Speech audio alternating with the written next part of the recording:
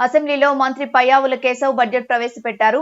3,22,329.33 కోట్లతో AP budget ఉండగా revenue వ్యయం అంచనా 2,51,162 కోట్లని చెప్పారు. వైసీపీ ప్రభుత్వ ఆర్థిక అరాచకత్వాన్ని హిరోషిమాపై అణుదాడితో పోల్చారు పయ్యావుల కేశవ్. ఇక మచిలీపట్నం, భావనపాడు, కృష్ణపట్నం, రామాయపట్నం, అలాగే భోగాపురం పోర్ట్, విజయవాడ విమానాశ్రయాలకు 605 కోట్లు, రతన్ టాటా ఇన్నోవేషన్ హబ్ కు 10 కోట్లు, real time governance society, CM call centre కోసం 101 కోట్లు, ఎన్టీఆర్ భరోసా కోసం 27,518 కోట్లు, ఆదరణ పథకం కోసం 1000 కోట్లు, డొక్కా సీతమ్మ మధ్యాహ్నం బడి భోజనం కోసం 3,486 కోట్లు, తల్లికి వందనం కోసం 9,407 కోట్లు, దీపం 2.0 కోసం 2,601 కోట్లు కేటాయించారు.